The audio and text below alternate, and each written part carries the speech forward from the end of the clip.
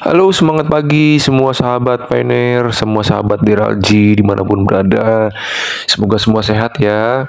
Kali ini teman-teman, mari kita dengarkan bersama speech dari Pak Novi. Video lama tapi tetap penting guys, membahas tentang Web3, GCV, dan keunggulan P-Network dibanding dengan kripto yang lain. Mari kita simak bareng-bareng ya teman-teman. Semoga kita tambah paham, tambah pinter. Oke, check it out. Punya harapan besar tentang sebuah perubahan masa depan yang akan datang nanti, yang akan hadir. Eranya adalah era uang digital. Selesai sudah uang kertas yang kita pegang selama ini. Era ini akan datang, dan alhamdulillah kita mesti bersyukur. Kita bila perlu kita sujud syukur nanti bahwa kita sudah berada di jalan ini, berada di network ini. Harus menjadi kebanggaan buat diri kita. Kita adalah pioner, kita yang memulai semuanya. Kita pioner itu artinya merintis ya. Dulu ada perintis kemerdekaan Republik Indonesia, maka sekarang kita adalah perintis terciptanya satu teknologi baru, teknologi yang paling boleh dikatakan mendekati kesempurnaan, yakni uang digital dilengkapi dengan blockchain terdesentralisasi Web 3.0. Teknologinya sudah sampai ke situ, sehingga semua transaksi apapun di muka bumi ini akan saling kita ketahui satu sama lain kalau kita jadi node. Nah, ini yang luar biasa. Sehubungan dengan perjuangan kita ini, kita sudah sampai di fase yang namanya mainnet atau main network. Kita sudah sampai di fase yang jaringan kerja besar, jaringan kerja yang saling kait mengait diantaranya.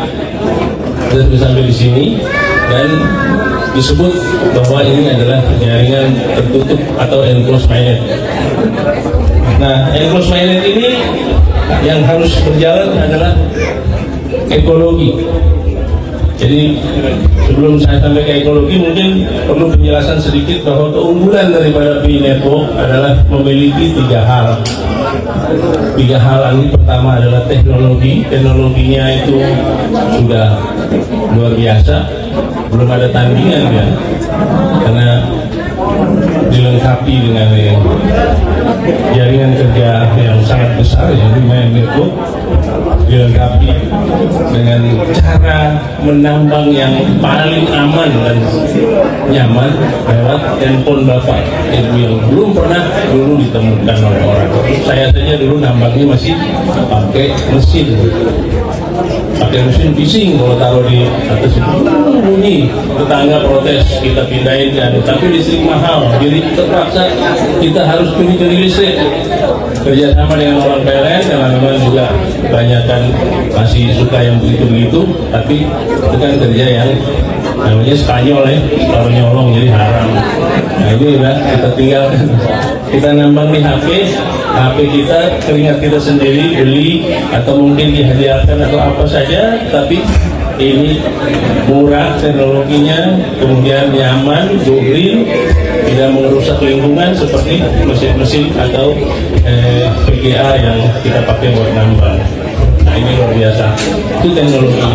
Kemudian dari sisi ekosistem kita ini saling berkait, namanya Web3, saling berkait satu sama lain, ketemu, semua transaksi nanti nyambung. Jadi kalau dulu masih Web 1 digunakan oleh Bitcoin, maka itu cuma satu arah saja,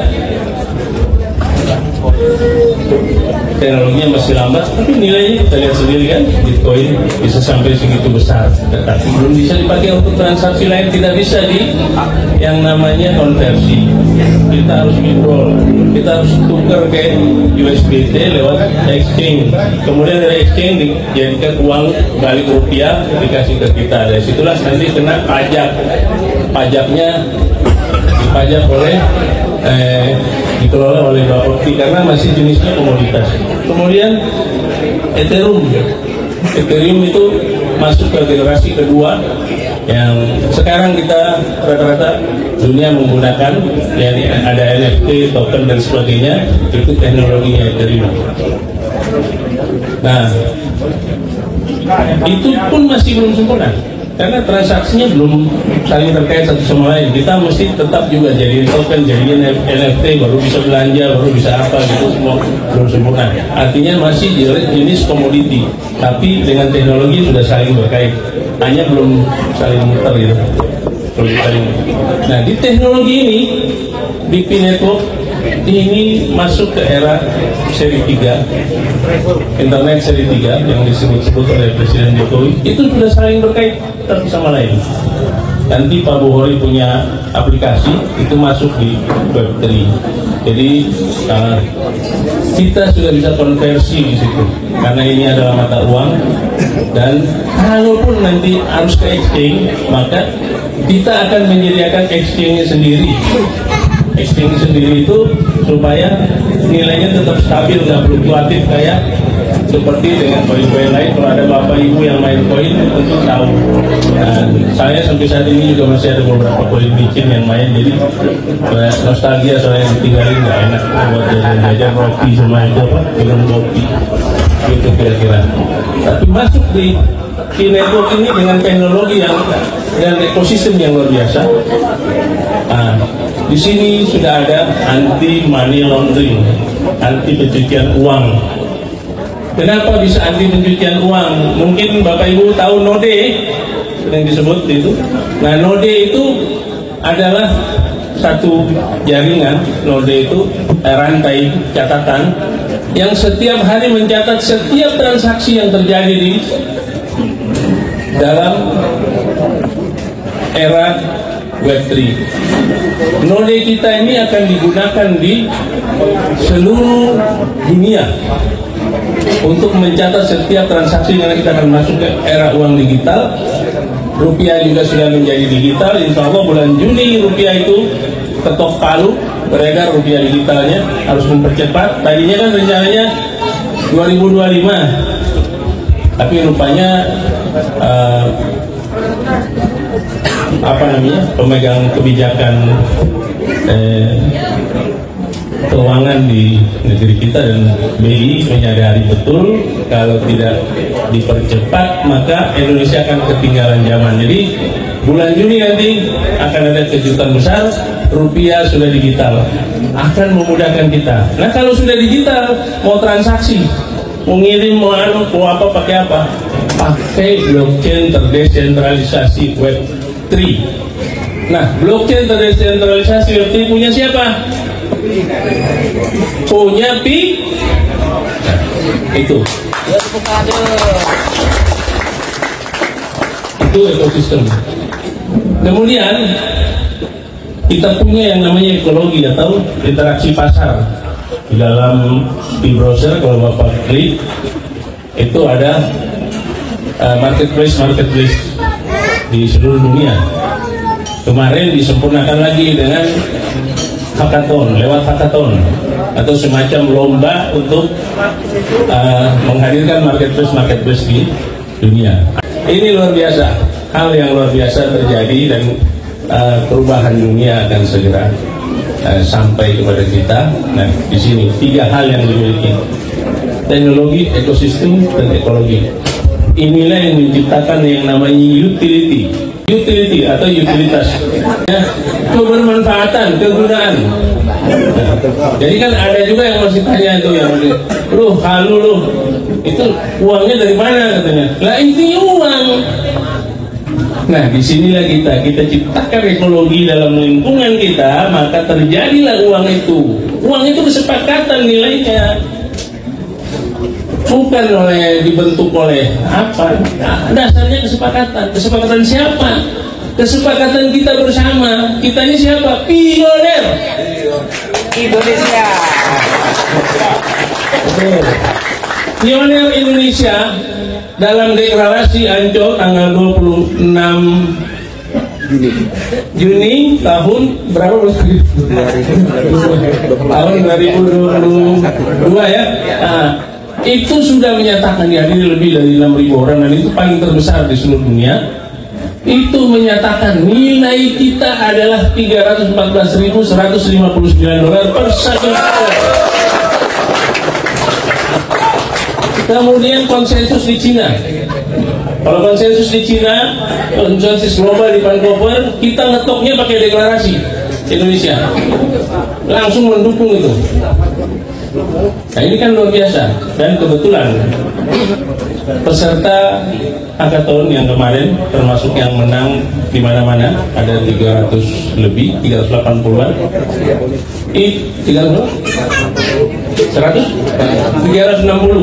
360 peserta yang menang hackathon, nilainya terbanyak adalah $314.159 per pi. Inilah perjuangan kita yang dianggap halu. Nilainya sekian, bukan harga ya.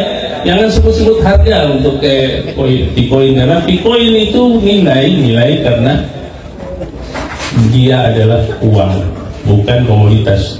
Kalau harga lain lagi. Mobil itu harga, tadi sebut mobil harganya berapa? 600 juta sekian.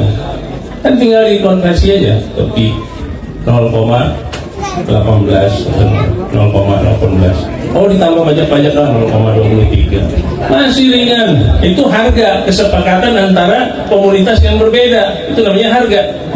Kalau kita nilai, kesepakatan pionir menentukan nilainya sekian.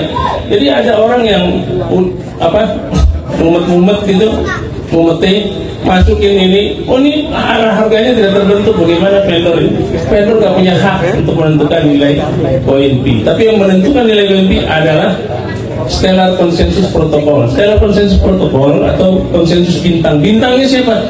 Bintangnya adalah para pionir. Kenapa para pionir sangat menentukan? Karena pionir ini adalah darah dan daging daripada Pinneto. Tanpa pionir nggak ada tercipta ini apapun di dunia ini. Makanya pionir disebut perintis, atau arti pionir itu kan perintis. Tanpa kita tidak mungkin tercipta apapun. Kita nambang koin, kita yang ciptakan nilai, terjadi transaksi di dalam ekologi pasar. Setelah itu baru dibuka. Sekarang kios sudah, kan? Artinya sumber-sumber sudah terbuka, bank-bank sudah terbuka, bank yang akan nanti mensupport para vendor seperti Union Bank bisa bertransaksi, satu transaksi 100 poin. Jadi kalau kali 314.000 kira-kira 31 juta dolar kalau jadi vendor itu mau lewat Union Bank. Jadi semua terjangkau. Nah bagaimana dengan e-showroom? Gak usah pusing-pusing mikirin duit e-showroom. E-showroom tinggal nyetor koin, dikasih bank garanti, bank garantinya dijaminin ke bank-bank yang ada di sini. Kalau nggak mampu jaminin ke bank-bank yang di sini, Novivity hari-hari siap menuntut. Terima kasih. Jadi nggak usah khawatir. Nah, ketika udah main di transaksi perbankan yang namanya jaminan bank atau bank garansi tersebut, maka jalan satu-satunya tetap harus punya modal, harus jalan dulu nih ekologi. Ya, kalau misalkan 50 unit belum jalan, 10 unit kita jalanin. Tinggal masukin ke bank. Semua akan berjalan dengan baik. Karena ini jaminan-jaminan yang diberikan ini jaminan-jaminan kelas tinggi yang tidak mungkin ditolak. Dan mengenai regulasi, Bapak Ibu nggak usah khawatir. Ada orang banyak yang bilang bahwa ini pi bagaimana apa pi kurang tidak disetujui. Orang Banyumas, Linggamas, Raya, Banyumas semua berperan serta. Pertama di Ancol, kedua di depan Presiden. Kita teriakin itu apa? Salam petir, jeder depan Pak Jokowi, kagak ditangkap polisi.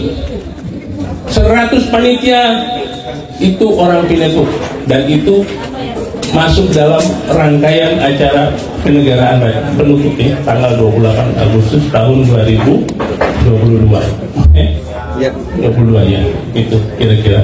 Jadi ini hal-hal yang membuktikan bahwa kita diterima kok, nggak usah khawatir.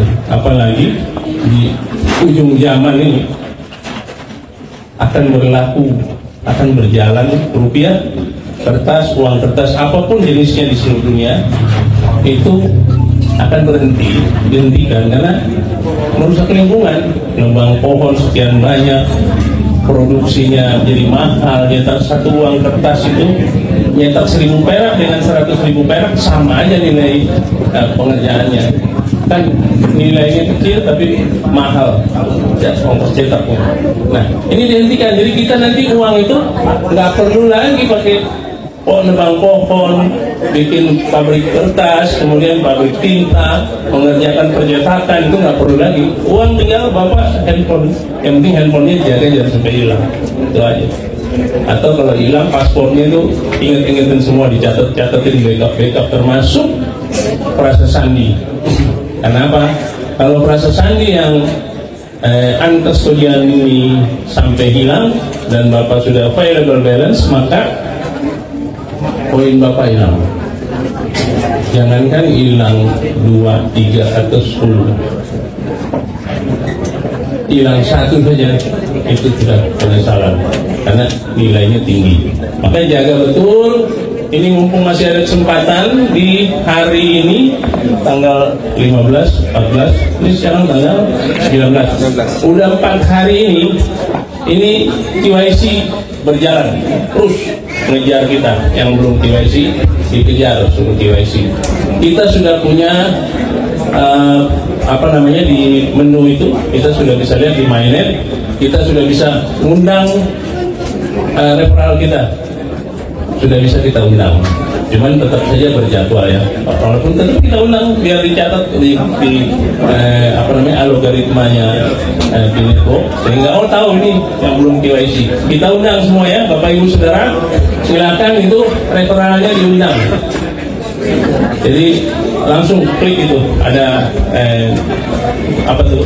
menunya itu, undang teman di bawah tuh MyNet, di atas konfigurasi sudah ada itu.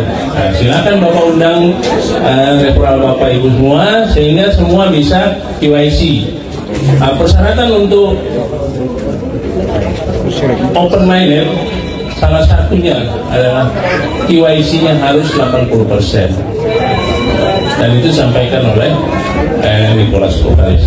Kemudian berkembangnya ekologi pasar dalam e-network.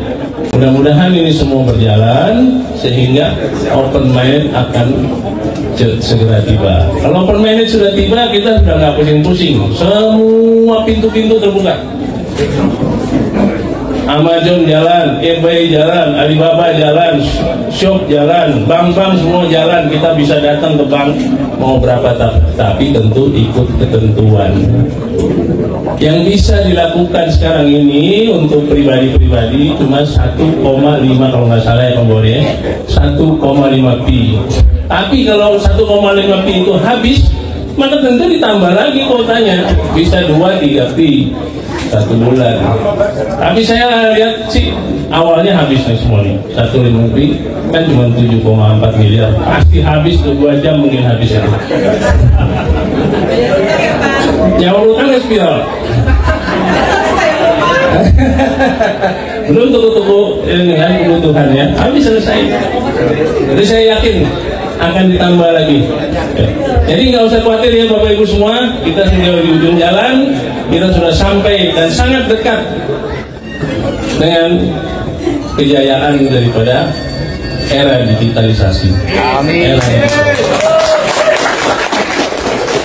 Mudah-mudahan dalam kesempatan ini saya datang ke sini cuma memberi support saja, memberi support kepada Bapak Ibu semua supaya tetap semangat, dan kalau sampai di rumah ada referralnya, anak atau saudara, teman yang tidak ikut hadir di sini, berikan mereka semangat. Dan ada pesan dari Nicholas yang mau saya sampaikan juga, bahwa tetap rendah hati ya Bapak Ibu Saudara,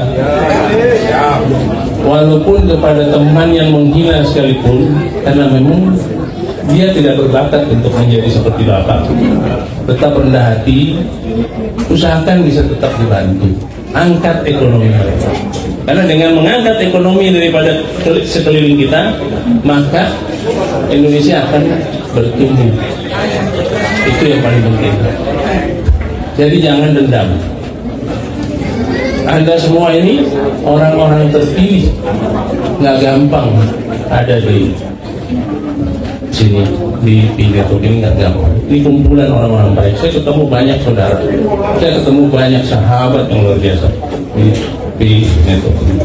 Ini kumpulan orang-orang baik. Karena Tuhan memberikan kita kesempatan, memberikan kita beban di pundak. Bukannya Bapak punya 1000 poin, 200 poin, 50 poin itu berkah atau apa gitu, atau 1 tahun ya, bukan beban Pak. Beban Ibu semua, bagaimana bisa bermanfaat untuk masyarakat sekeliling kita dengan kekayaan yang Bapak miliki dan Ibu miliki nanti. Itu. Maka tetap humble, tetap rendah hati, tetap menjadi penyayang, memperhatikan lingkungan, menumbuh kembangkan ekonomi di lingkungan, ciptakan ekonomi sirkular yang berjalan. Kita nggak mampu memberikan 1000 orang, 100 orang kita kembangkan sehingga ikut bertumbuh. Kalau kita bisa beli Pajero, beli Honda, beli segala mobil yang keren-keren, kenapa tetangga kita biarkan tetap miskin? Kita tumbuhkan ekonomi. Dan pesan saya yang terakhir ini, kalau ada orang Pineto yang ikut nyalek, dukung dia. Kenapa? Sudah pasti adil. Karena dia punya poin banyak. Gak mungkin korupsi. Buat apa mau korupsi? Berapa sih? Sama reses, sama ini biayanya paling tinggi 115 juta 1 bulan. Lo poinnya? Kalau nyalon bupati gimana? Dukung calon bupati yang kalau Pak Borin calon bupati kita dukung semua. Itu pesan saya. Kenapa? Kita bisa tumbuh berkembang, tapi kita juga menginginkan pemimpin yang adil, sehingga uang yang kita miliki, harta yang kita miliki, ketika kita sumbangkan, ketika kita jalankan untuk kebutuhan umat di sekeliling kita, maka keadilan mendampinginya, sehingga tidak dikorupsi, sehingga tidak digunakan untuk kepentingan pribadi. Saya sangat yakin orang Pineto yang punya poin banyak, kalau kita lihat saja ya, paling tinggi kita 0,4 main sendiri. Artinya kita tidur saja kita sudah digaji 1,2 miliar. Tidur saja loh. Kalau terus ngapain, mau korupsi apa? Bikin dosa aja. Ya kan? Sudah selesaikan ini semua. Makanya ini era di mana banyak sekali hal yang membuat perbaikan di muka bumi. Mungkin sudah pantas karena manusia sudah banyak sekali kotor dosa, terutama para pemimpin. Kalau pemimpinnya nggak kotor, tentu Banyumas akan kaya, Purbalingga akan kaya, Purwokerto kaya, Banjarnegara kaya. Tapi kan enggak, kita bisa lihat sampai sekarang ini kehidupan masyarakat juga masih begitu-begitu saja. Nah, ini kesempatan buat kita ya Bu ya, Bapak, Ibu, saudara semua. Kesempatan kita di Pineto ini, ayo kita lakukan itu kebaikan-kebaikan, ciptakan keadilan-keadilan, bikin pertumbuhan ekonomi di sekeliling kita. Karena tujuan daripada Pineto ini adil.